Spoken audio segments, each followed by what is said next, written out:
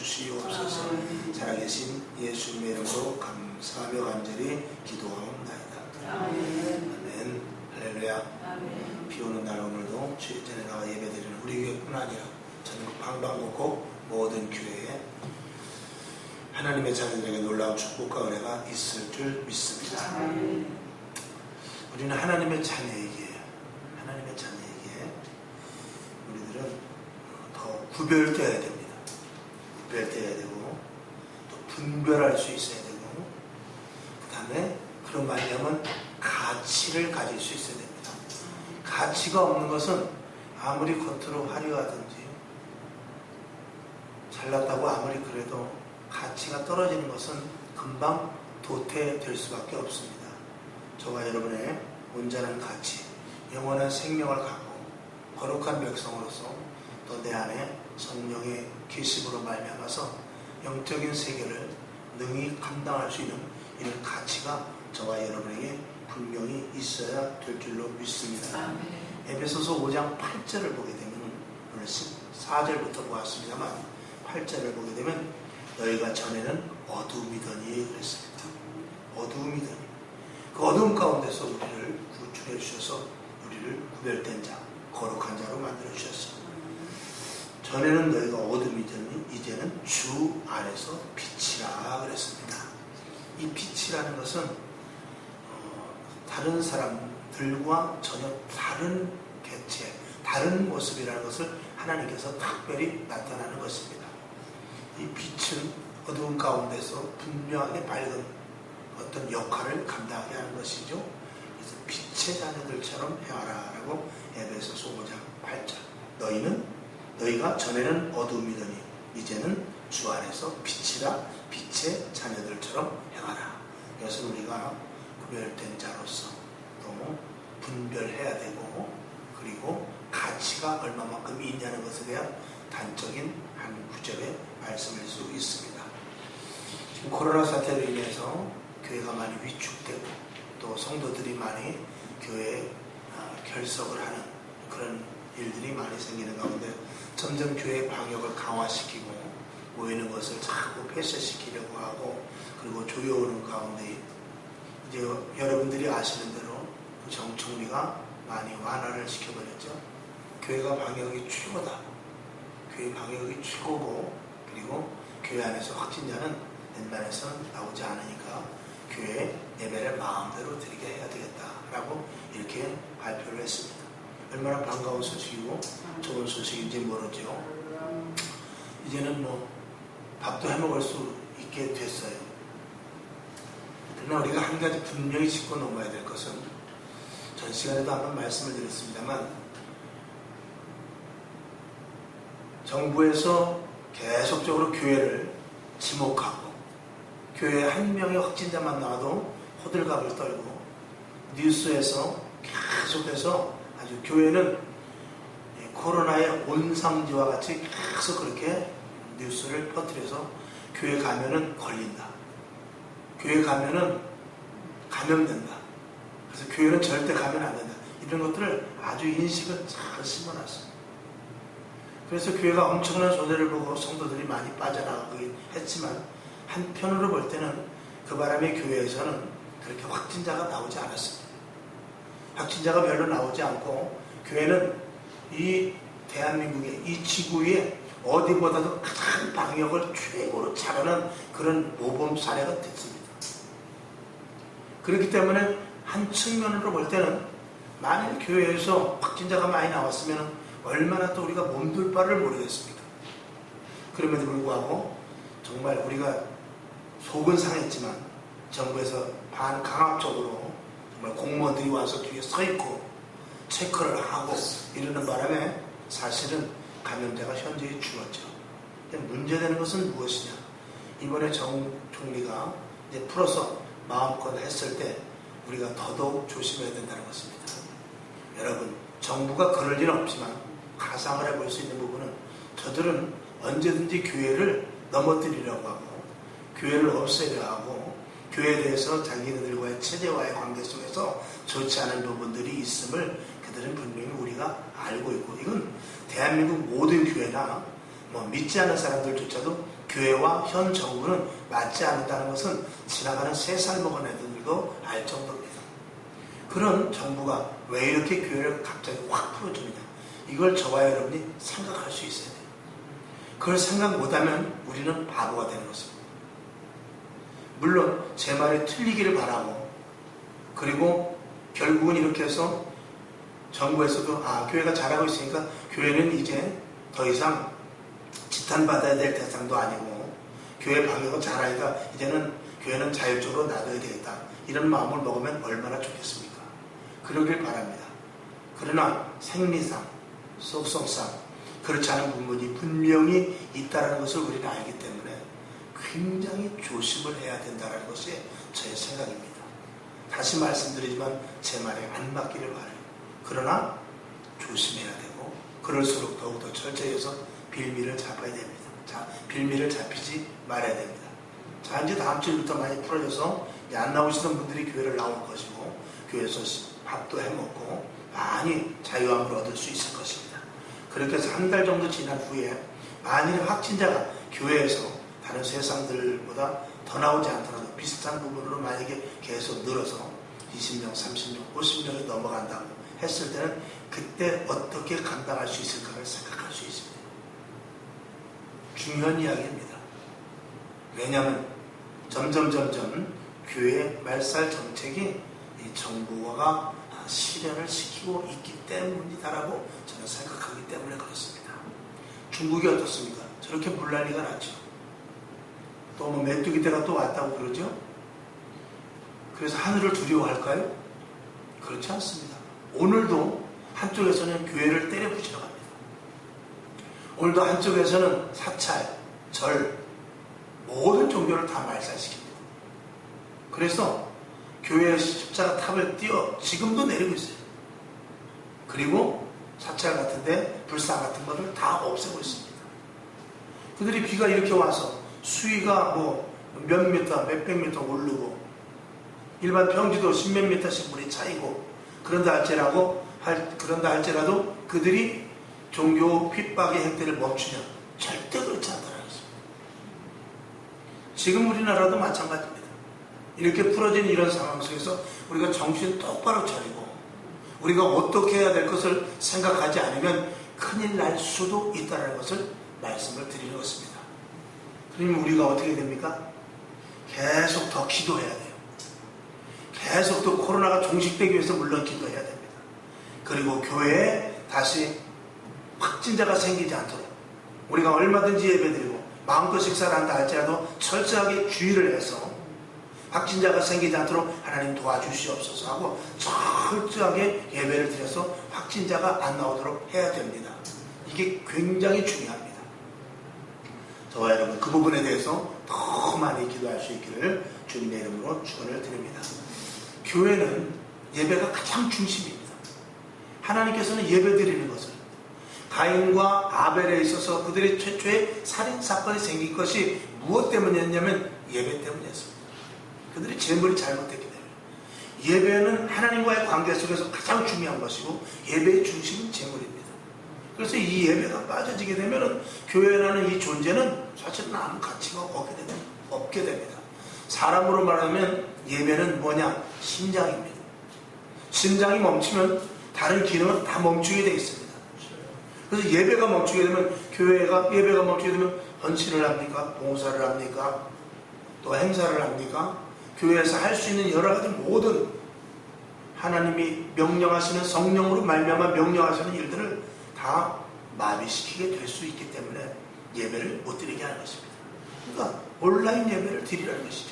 온라인 예배에서는 헌신, 봉사, 그리고 교회 안에서 한 지체가 되어서 행할 수 있는 모든 것들을 최소한 얼마건, 특정 부분 최소한 70% 이상은 잘라버릴 수 있기 때문에 그래요. 그것을 노리는 것이죠.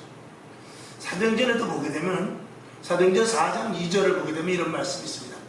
백성을 가르치고 예수를 들어 죽은 자 가운데서 부활하는 도 전함을 싫어하여 그랬습니다.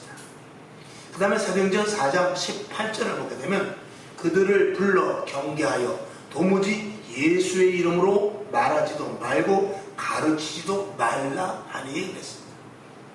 예수 믿는 사람들을 잡아다가 풀어놓는 조건이 뭐냐? 너희가 예수를 전하지 말라는 것입니다. 너희가 부활을 이야기하지 말라는 것입니다. 그러니까 마음껏 너희가 포교하라. 그 유대교의 전승대로 하나님을 믿는 것 얼마든지 하라. 그러나 예수라는 말을 쓰지 말라는 것입니다. 그러나 부활이라는 것을 말하지 말라는 것입니다. 왜 그렇죠? 기독교의 핵심이 예수 그리스도의 십자가의 사건과 부활이기 때문에 그런 거예요. 지금 이 시대의 교회에 가장 중요한 것이 무엇입니까? 예배입니다. 그래서 이 예배가 이 교회 안에서 행해질 때 온전한 이 교회가 그리스도의 몸으로서의 가치를 말하거든요. 교회는 내 몸이라고 했고, 몸이라는 것은 단독적으로 있는 것이 아니라 각 지체가 붙어 있어야 되는데, 성도와 예수 그리스도께서 주신 말씀과 그리고 행함으로 말미암아 성령의 역사로 말미암아서 교회가 2000년 전에 예수님께서 하셨던 일을 그대로 해야 되기 때문에 모이지 않고는 할 수 없습니다. 온라인으로 할 수 있는 것은 제한적이라는 것입니다. 그러니까 교회로서의 온전한 가치, 예수 그리스도의 몸으로서의 가치를 참 떨어뜨리기 위해서 예배를 축소시키는 것이죠. 정 드리고 싶으면 예배는 드리되 철저하게 방역을 하고 구역예배도 드리지 말아라, 소그룹도 하지 말아라. 이것이 무엇입니까? 와서 입만 살았지 손과 발을 다 잘라버리겠다는 말 아니겠습니까?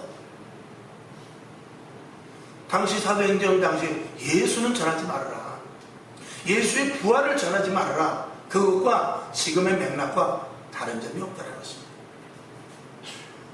예배를 드리지 말 것과 예수의 십자가의 사건과 그 예수의 이름을 전하지 말 것과 부활을 전하지 말 것, 이것이 단어가 틀리고 예배라는 단어와 부활이라는 단어가 혹시 틀릴 수 있을지 모르지만 영적으로 하나님의 일, 예수님께서 행하셨던 복음을 증거하는 일을 막는 데 있어서는 시대에 따라서 다 공통적으로 사단이 행하는 일이다, 이런 것입니다.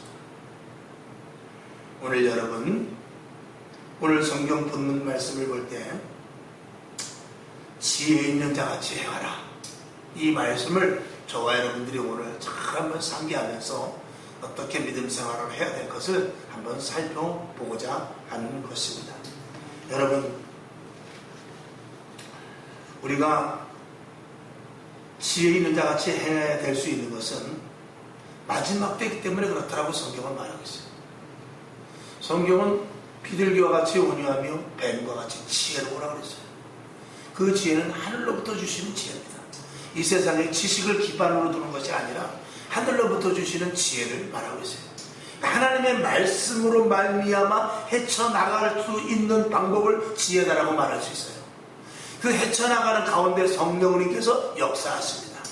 그러면 악한 것들이 물리쳐지게 되고 하나님의 복음의 사역은 계속해서 진행해 나갈 수가 있게 되는 것이죠. 자, 첫 번째로 잠자는 자여 깨어서 죽은 자들 가운데서 일어나라 라고 말했습니다. 지혜로운 자같이 행해야 되는 데 있어서 첫 번째는 뭐냐? 자다 말고 일어날 때라는 것입니다. 깨어서 죽은 자들 가운데 있지 말고 일어나라는 것입니다. 죽은 자들은 누굽니까? 세상 사람들입니다. 자, 강물이 흘러내려갑니다. 거기에서 산 고기는 자기 그 자리에서 알도 낳고 그리고 거기서 새끼도 키우고 거기서 먹을 것을 찾는데 그 자리를 거의 이탈하지 않고 거기서 왔다 갔다 합니다. 그러나 죽은 고기는 어떠냐? 물이 하류로 떠내려가는 쪽으로 계속해서 떠내려갈 수밖에 없습니다. 그건 무슨 말이냐? 세상의 방법과 세상의 시류와 시대의 유행에 따라서 가는 사람들은 죽은 사람입니다.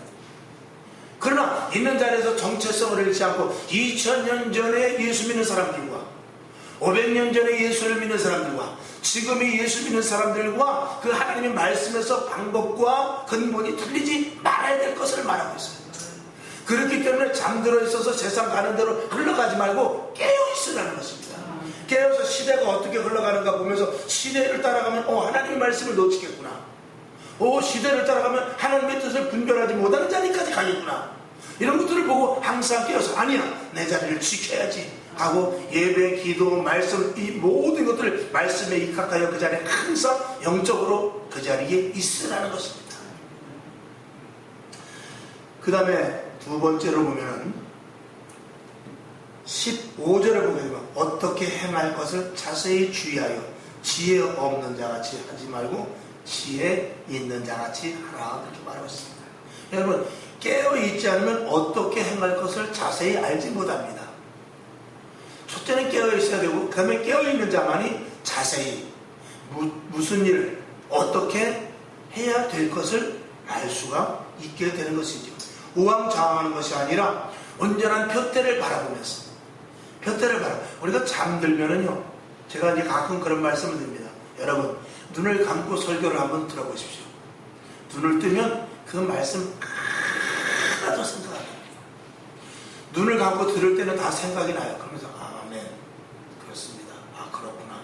목사님이 저렇게 말씀하시네. 근데 눈을 뜨잖아요. 눈 뜨면은 하나도 생각 안 납니다. 희한합니다. 설교는 귀로 듣는 것이 아니라 눈으로 듣는 것입니다.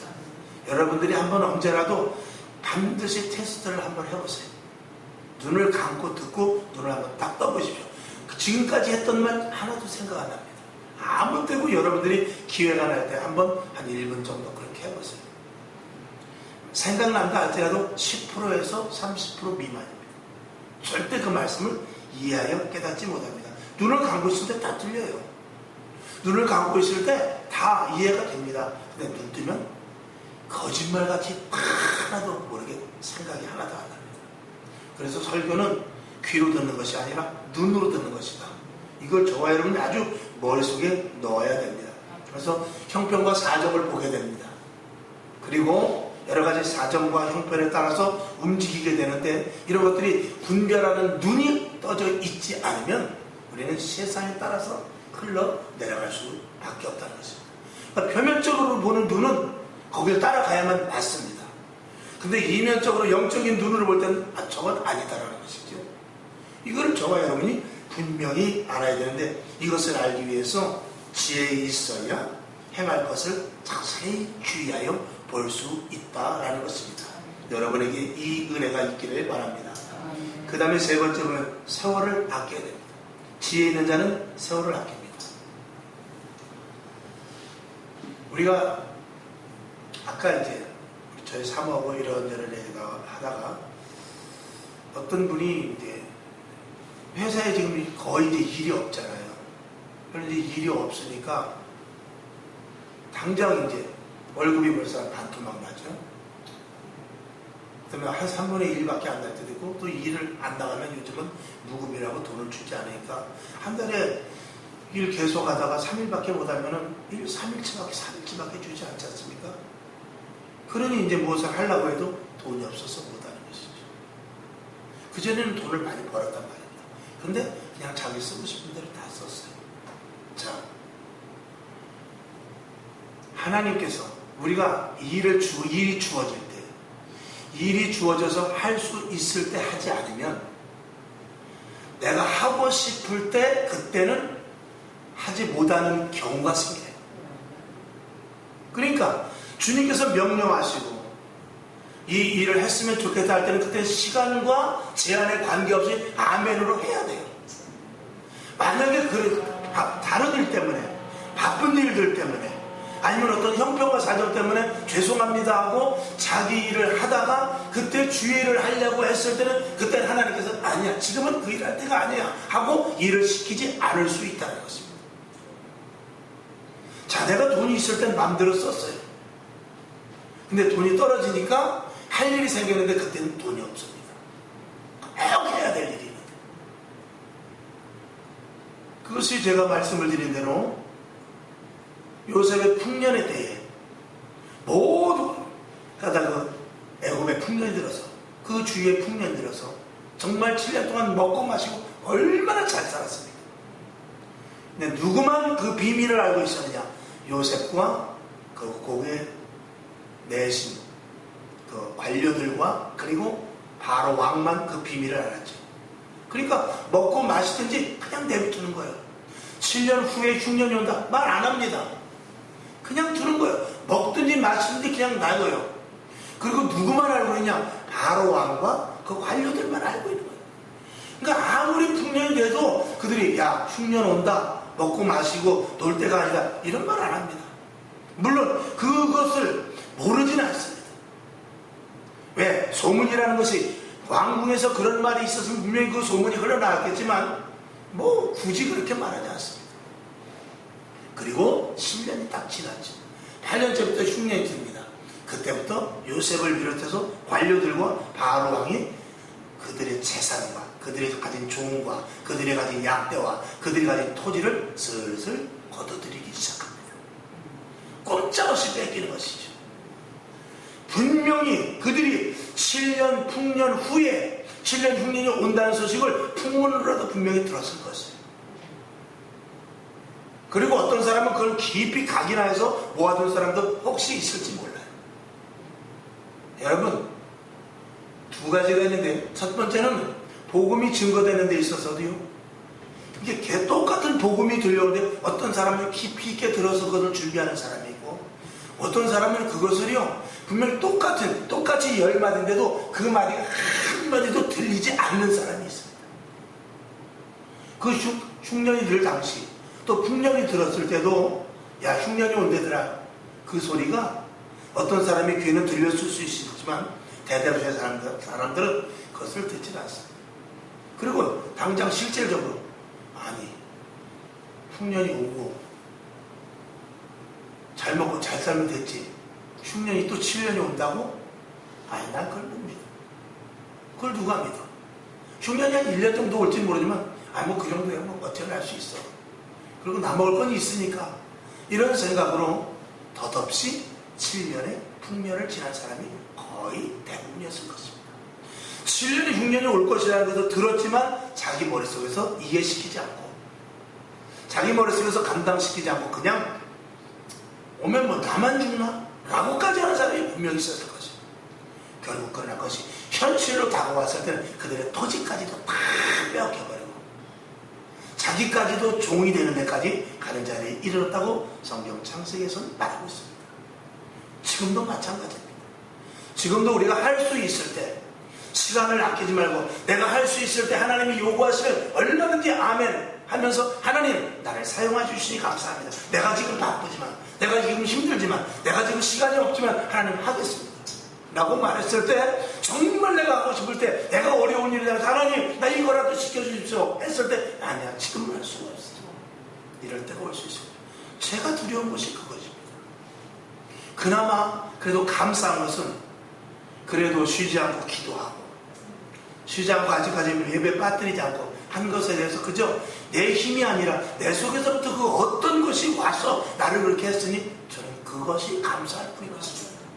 여러분, 하나님의 사람이 무엇입니까? 하나님이 나를 마음대로 움직여 쓸 수 있는데 내가 거기에 제한 없이 사용된다는 게 하나님의 사람 아니겠습니까?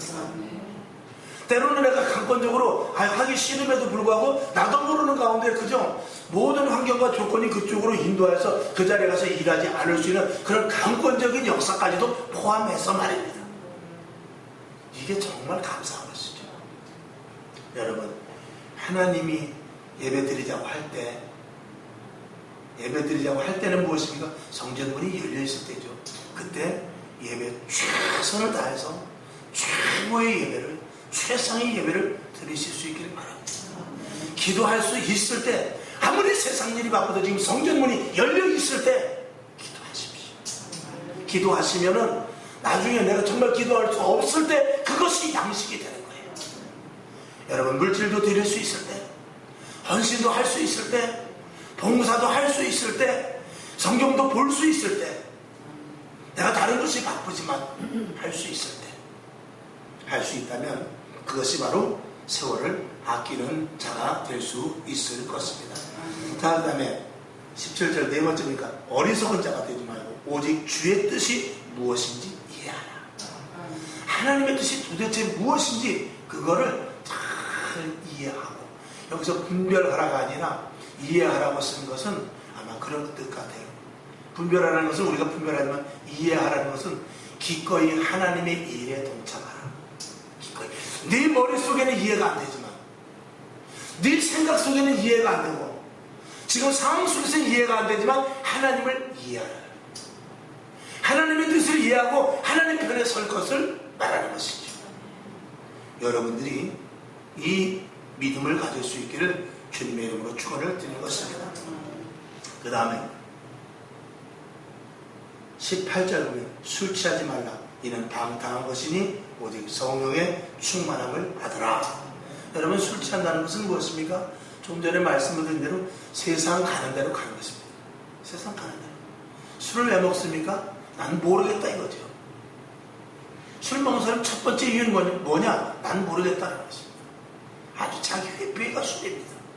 그래서 내가 할 수 없다라고 생각할 때 누구를 의지하느냐? 그냥 술을 의지해버리고 뭐라고 말하냐? 입으로 캐세라 세라 이렇게 얘기하는 거죠. 될 대로 되라. 그리고 술이 가자는 대로, 세상에 가자는 대로, 난 지금부터 술 취했으니까 이제는 모른다. 내일 아침에 내가 죽어있을지 살아있을지 난 이것도 모른다고 술을 마시는 거예요. 술 먹는 사람의 99%가 그 목적입니다. 한 잔의 술을 말미암아서 무드를 느끼고 즐기는 것은 극히 일부분이고, 극히 일부분이라 할지라도 첫 잔의 술이 그 사람의 마음을 사로잡아서 결국은 마지막 잔은 그 사람이 그 자리에 엎어져 있게 만드는 것이 술인 것입니다. 일어났을 때는 엄청난 후회를 하죠. 그리고 나서 3일 후에 카드 고지서가 날라오고 엄청난 일이 일어나죠. 술은 그렇습니다. 우리가 지금 세상을 따라가면 그렇게 되는 것이에요. 결과는 반드시 옵니다. 세상을 따라간 결과와 세상을 따라가지 않냐고 분별해서 하나님의 성령을 따라간 결과는 반드시 오게 되어 있습니다. 제가 항상 말씀드리듯이 지금 현재 내 모습은 과거에 내가 했던 일의 결과예요. 이건 분명히 알아야 돼요. 그러면 앞으로 미래를 내가 소망한다면 지금 어떤 일을 해야 될 것을 준비해야 돼요. 지금 어떤 자리, 어떤 위치, 무엇을 해야 되는지가 앞으로 과거 나에게 올 미래에 대한 지금의 모습이 심어지는 것입니다. 지금 울고 불고 난리 펴도 그건 뭐냐? 과거에 내가 했던 일에 심었던 것이 결과인 것입니다. 그러면 거기서 그냥 포기하는 것이 아니라 미래에 이런 일들이 지금 다가왔던 일을 다시 반복하지 않으려면 오늘 내가 무엇을 하고 어떻게 해야 될 것을 이건 생각해보는 것이 지혜로운 사람인 것입니다. 술 취할 것이 아니라 성령에 취해야 돼요. 성령은 반드시 열매를 맺어집니다. 술도 열매가 맺어지는 거예요. 오늘 하루를 승리할 수 있기를 주님의 이름으로 축원을 드립니다. 19절 6번째, 시와 찬미와 신령한 노래들로 서로 화답하며 그랬습니다. 여기 보면은 시와 찬미와 신령한 노래들로 서로 화답하라고 그랬습니다. 서로 화답하라는 것은 저와 여러분이 함께 하라는 것이겠죠. 시와 찬미와 신령한 노래, 이것은 세상 사람들과는 맞지 않는 단어들입니다. 세상은 먹고 마시고 취하고 놀고 그리고 타락하고 그리고 오염되고 그리고 변질되는 것이 세상의 단어입니다. 그러나 우리는 그것이 아니라 시와 찬미와 신령한 노래들, 이게 얼마나 아름다운 단어이며 이것을 소유할 수 있는 자가 저와 여러분들입니다. 이 단어를 소유할 수 있는 가치를 가진 자가 저와 여러분들입니다. 그러니 우리의 세상 사람들이 들으면 욕하고 싸우자고 되겠지만 분명한 것은 세상 사람들과 우리와의 가치는 이 엄청난 다른 가치를 가진 것입니다. 똑같은 이 컵이 있어도 교회에서 주회종 앞에 있는 이 컵과 그리고 저 술집에서 술잔으로 흘려달리는 컵과 같은 공장에서 나가는데 누구는 거기 가서 술잔이 되어 있고 누구는 여기 와서 정말 주회종이 마실 수 있는 물이 되다. 컵은 아무것도 아닌 것 같지만 이 컵의 가치는 전혀 다르다는 것입니다. 저와 여러분도 마찬가지입니다. 우리 입속에서 나오는 시와 찬미와 이 신령한 것을 우리가 그릇이 되어서 이런 것들을 발산할 수 있는 가치를 가졌다는 것, 이것에 대한 여러분들이 깊은 감사의 사람이 될 수 있기를 부탁을 드리는 것입니다. 이건 굉장한 우리들의 보배예요. 정말 하나님 앞에 우리가 감사하지 않을 수 없는 가장 최고의 것일 수 있는 것입니다. 그 다음에 7번째, 너희의 마음으로 주께 노래하며 찬송하며 그랬습니다. 마음으로 주께 노래하며 찬송하라. 우리 심령 속에는 주 예수 그리스도가 계시죠. 우리 속에는 성령의 인도하심을 받고 있죠. 우리 속에 날마다 말씀을 먹음으로 말미암아서 든든한 믿음이 항상 존재되고 있습니다. 그것을 기반으로 하여서 주께 노래하라라고 말하고 있는 것 아니겠습니까? 그것이 진정한 찬송인 줄로 믿습니다. 오늘도 저와 여러분 아무나 찬송가 부르는 건 아니고 지나가는 사람한테 하나님 아버지 해봐 그러면 못합니다. 하나님이 왜 내 아버지야? 니네 아버지지. 이렇게 말하죠. 너 주여 한번 해봐. 왜 그래? 사람 이상하게. 아무나 하는 말이 아닙니다. 아무나 하나님을 아버지라 부를 수 있는 것도 아니고 아무나 주여 하는 것 아닙니다. 그것도 다 가치가 있는 자들이 하는 것입니다. 저와 여러분 하나님을 찬미하는 것, 이거 정말 감사한 일이 아닐 수 없는 것입니다. 우리의 속심령은 새로운 심령들입니다. 우리는 새 생명을 가진 자들이죠. 우리는 새 심령을 가진 자들입니다. 변화된 자들이고 거듭난 자들이며 영원한 하늘나라를 소망하는 정말 다른 자들인 것입니다. 우리가 드리는 예배, 우리의 심령. 여러분 눈을 감으며 감았다 뜨면 아니에요. 눈을 떴다가 감든지 감다가 뜨든지 하면 무엇이 나면 이 잔상이라는 게 남습니다. 잔상. 그렇죠? 만약에 이 글씨를 제가 이렇게 한참 쳐다보다가 눈을 감으면 이 글씨가 만약에 빨간 것이면 파랗게, 까만 글씨면 하얗게, 거의 이제 반대로 이렇게 이 잔상이 남습니다. 여러분 예배가 왜 중요하고 찬양이 왜 중요하냐? 이것도 잔상이 있기 때문에 그래요. 지금 한 6개월 동안 예배를 안 드린 사람이요, 그 마음속에 예배의 잔상, 기도의 잔상, 그 다음에 찬양의 잔상, 헌신의 잔상, 봉사의 잔상이 다 없어져 버렸어요. 이 잔상이라는 것은 다음 일을 할 수 있는 근거를 만들어줘요. 다음 일을 할 수 있는 도약대가 된단 말입니다. 이 잔상이라는 것은 흔히 기억과도 비슷한 것입니다. 그래서 그런 기억 속에서 내가 다음 일을 하는 것이거든요. 만약에 내가 오늘 여기 문을 열고 들어왔는데 오늘 기억이 싹 사라졌다. 그러면 여기가 어딘지, 내가 지금 문을 열고 나가야 될지 어디로 가야 될지 전혀 모를 것입니다. 그 기억과 잔상 속에서 우리는 다음 일을 하는 것이거든요. 근데 예배를 못 드리게 하면은, 제가 전에도 말씀을 드렸지만 목사님 딸인데도 불구하고 꼭 주일날, 이제 아들은 다른 교회 다니니까 꼭 주일날 가면은 할아버지 왔어 그러면서 교회에서 주일학교에서 배운 것을 이렇게 싹트네 이런 걸 하면서 조롱을 부리고, 그저 또 가만히 앉아서 용돈을 받으려고 또 이렇게 혼자 기도하는 척도 하고 이런 것들을 해요. 그런 것들이 교회에서 배운 잔상입니다. 근데 한 2달, 3달 교회를 안 나가니까 그 애들 속에 무엇만이냐, 항상 게임했던 캐릭터의 모습, 그리고 TV 속에서 나타났던 단어들, 이런 것들로 머릿속에 꽉 차게 되는 것입니다. 그러니까 이 한 번의 예배 안 드리고 그리고 한 번의 기도를 쉬는 것, 이것이 엄청나게 중요한 것입니다. 오늘 성경 한번 안 봐도 되지, 오늘 기도 1시간 빼먹지. 이것이 우리 잔상을 자꾸 약화시키는 것입니다. 사단은 그렇게 계략하는 것입니다. 여러분, 잔상을 남겨야 돼요. 이 예배의 잔상, 신앙의 잔상, 헌신의 잔상이 이게 계속 있어야 됩니다. 이거 없어지면 우리의 신앙은 멍텅구리가 되는 거예요. 새로 시작해야 됩니다. 여러분에게는 항상 그 잔상에 남길 수 있도록 신앙의 맥을 계속, 신앙의 그 어떤 중심점을 계속 이어나갈 수 있기를 주님의 이름으로 축원을 드립니다. 그 다음에 20절 보게 되면 8번째, 범사의 우리 주 예수 그리스도의 이름으로 항상 아버지 하나님께 감사하며. 지금 시대는 잘 아시는 대로 감사가 없는 시대입니다. 예전에는 공 갖고 놀다가 남의 집 유리창을 켜면은 나와서 뒤지게 혼납니다. 혼나고 또 부모가 가서 이렇게 잘못했다고 그러는데, 지금은 애들이 얼마나 당당한지 모릅니다. 물어주면 되지 않습니까? 잘못에 대한 전혀 생각하지 않습니다. 그것이 뭐냐? 그것이 사람들의 생각이 이 심성이라든지 아니면 보이지 않는 내면의 세계라든지 이 내성으로 말미암은 이 내면의 어떤 가치보다도 물질관으로 작동하는 거예요. 그래서 돈이면 해결할 수 있다는 것이죠. 그게 누구에게서부터 오는 것입니까? 부모 세대에서부터 오는 거예요. 야, 돈 줄게, 걱정하지 마. 내 친구가 얼마짜리 신발 사주면서 내가 그거보다 10,000원짜리라도 더 비싼 거 사줄게. 이런 것으로 계속해서 돈으로 가치를 알려주니까 유리창을 깨뜨리면 그 집에 내가 피해를 입어서 잘못했다는 것을 생각하는 것이 아니라 그게 얼마냐, 이거에 대한 가치죠. 아저씨 물어주면 될 거 아니에요. 2장간 물어줄게요. 이놈아 자다가 애가 깨서 얼마나 놀랐는지 알아? 녀석들이 아직 못됐네. 그러면 3장간 물어줄게요. 이렇게 나오는 거예요. 그 세상이 점점 그러니까 무엇이 없어지냐? 감사가 없어지고 용서와 겸손이 없어지게 되는 것입니다. 그렇게 점점 애들이 자라서 성인이 돼서 무엇이 되겠습니까? 결국은 나라가 망해지는 것입니다.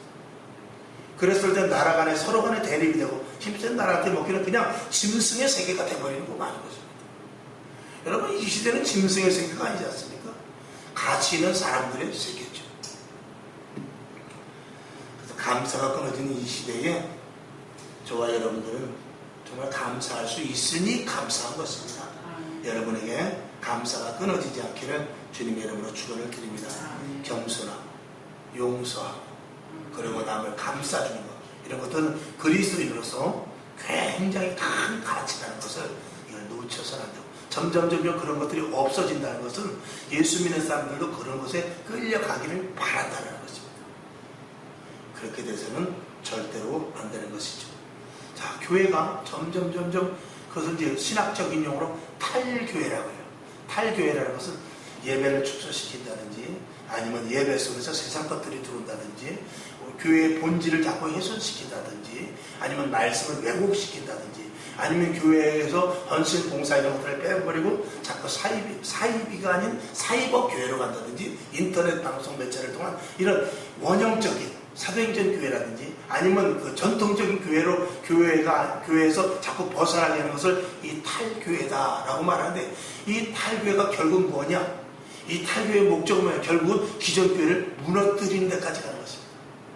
탈교회를 해서 교회가 점점 외형적으로는 교회가 세련돼지고, 교회가 점점 사람들이 좋아하는 교회, 그리고 교회가 점점 아름답고 커지고, 그리고 많이 모여서 사회에 이바지하는 교회로 만들 수 있을지는 모르지만, 그것이 하나님이 인정하지 않는 교회를 될 때는 점점 기존의 교회들이 우리 교회도 따라가다가 남는 교회가 적어지고 따라가는 교회가 많아졌을 때 결국은 교회의 쇠락으로 이어지게 되는 것입니다. 그래서 탈교회 주의자들은 결국은 사단의 종일 수밖에 없는 것입니다. 하나님께서 그 교회를 인정하지 않을진데 결국 그런 교회는 하나님 앞에 갔을 때 인정되지 않는 교회가 되고, 그런 교회를 따라갔던 교회들조차도 결국은 하나님 앞에 인정받지 못함으로 말미암아서 지옥불에 던져질 수밖에 없고, 남녀교회가 소수가 됐을 때 하나님이 상당히 가슴을 아파하는 것이죠. 그러니까 탈교회가 되지 않기 위해서 노력하는 것도 좋지만, 내가 탈교회를 따라가지 말아야 되는 것도 좋지만, 내 자신이 탈교회가 된다는 것은 교회를 망치는 가장 마귀의 짓을 하는 것이다 라는 것을 저와 여러분이 분명히 알아야 됩니다. 그래서 지금 가장 사단이 아주 이 교회 탈교회에서 가장 교묘하게 머리 쓴 게 뭐냐면 저녁예배 없애는 겁니다. 이거는 사단이 지금 아주 쾌재를 부르고, 이건 한국교회에서 가장 마귀가 성공한 사례 중에 가장 대표적인 거예요.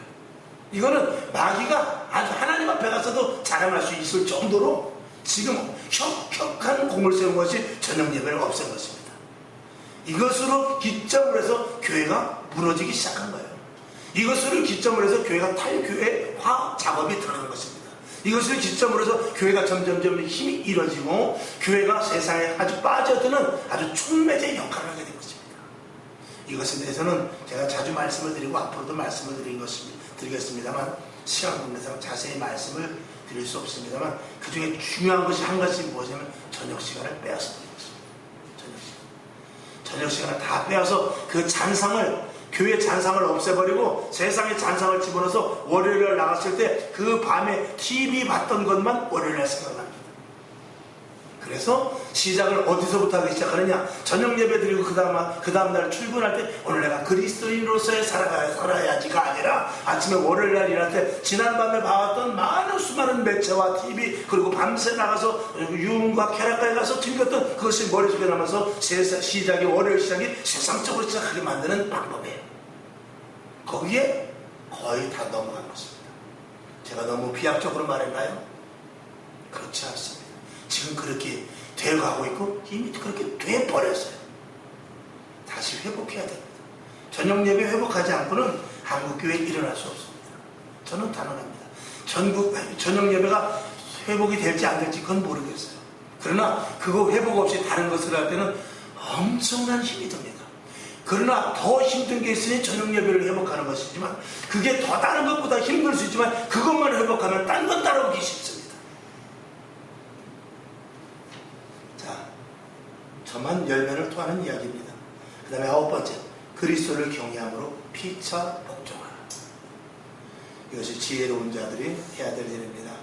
여러분, 피차 복종하고 서로 용서하고 내가 남을 나보다 더 낫게 여기는 이 일들, 우리는 지면 큰일 나는지 알죠. 우리는 자칫하면 겸손하고 남에게 용서하는 것이 지는 것으로 생각합니다. 그리고 용서를 구하고 또 용서를 해주는 것, 이런 것을 비참한 것으로 생각해요. 그렇지 않습니다. 예수님은 수치스러운 십자가를 지셨어요. 그러나 부활의 생명을 얻어냅니다. 십자가에서 많은 조롱을 당했지만 예수님은 만왕의 왕으로서 우리의 모든 죄를 다 담당하는 큰 일을 하게 되는 것입니다. 여러분, 죽지 않고 겸손하지 않고는 아무것도 할 수 없습니다. 그리스도를 경외함으로 말미암아 피차 복종하라. 우리 안에 모두가 다 주님이 계십니다. 상대방에게도 주님이 계십니다. 그 사람의 인격과 그 사람의 그 자질이 좀 부족하다 할지라도 그 안에 계신 주님으로 말미암아서 서로 사랑할 수 있는 근거가 됩니다. 서로 이해할 수 있는 근거가 되는 거예요. 서로 용서할 수 있는 근거가 되는 것입니다. 우리 모두가 다 같은 영이 있기 때문에 그렇습니다. 결론으로 말씀을 드립니다. 점점 교회는 쇠퇴해질 수밖에 없다라고 말할 수 있습니다. 그러나 분명한 것은 한쪽에서는 하나님께서 교회를 그냥 두시지 않고 일으키는 교회도 있다. 소수가 된다죠. 하나님은 오늘도 속이 많이 상했습니다. 유럽의 중세 교회가 타락을 했죠. 종교개혁을 했지만 그 종교개혁조차도 몇 세기가 지나지 않아서 영국이 타락하죠. 독일이 타락을 하죠. 프랑스는 이미 진작에 가버렸죠. 결국은 하나님께서 미국으로 촛대를 옮겼지만 미국도 역시 엄청난 많은 타락과 사탄 숭배교가 생길 정도로 미국이 타락이 되었죠. 교회가 점점 미국도 줄어들고 있습니다.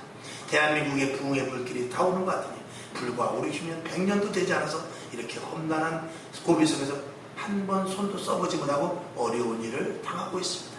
하나님이 도대체 교회를 이제 어디서 세워야 됩니까? 도대체 어느 나라에 집중해야 됩니까?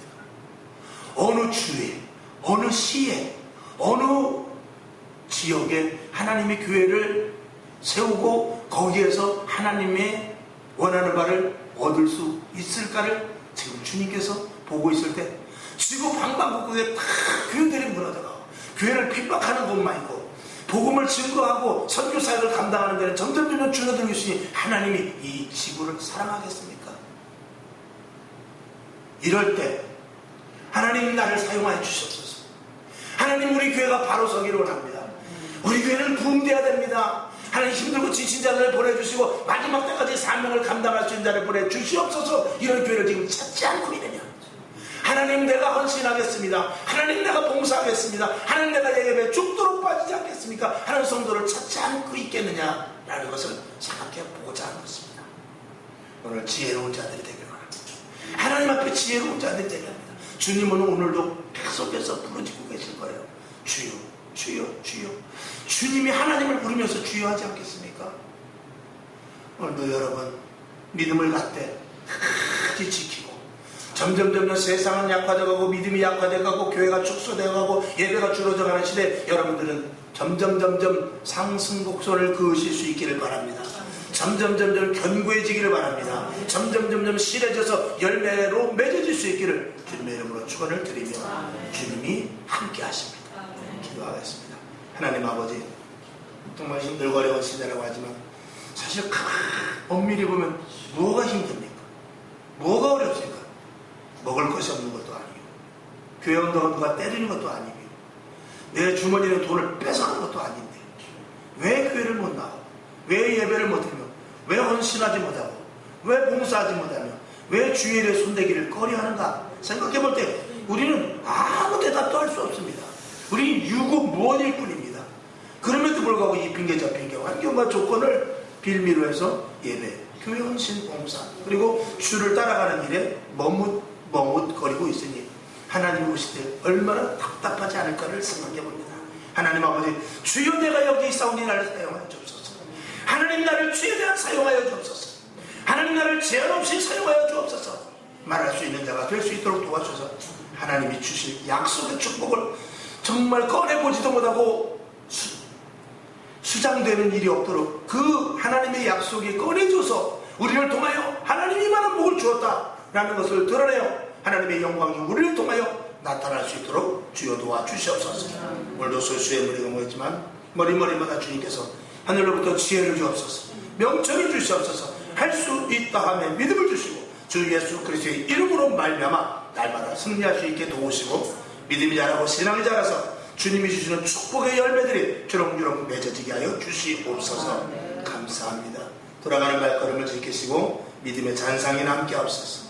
우리 열매가 생겨지게 하여 주시옵소서. 예수님의 이름으로 축복하며 기도합니다. 아멘. 주기도문 하고 말씀을 생각하며 하나님 지혜를 주옵소서. 지혜롭게 행하게 하옵소서. 오늘 에베소서 5장에 있는 말씀이 그대로 우리에게 전복되게 하옵소서. 기도하고 일어나시기를 바랍니다. 하늘에 계신 우리 아버지여, 이름이 거룩히 여김을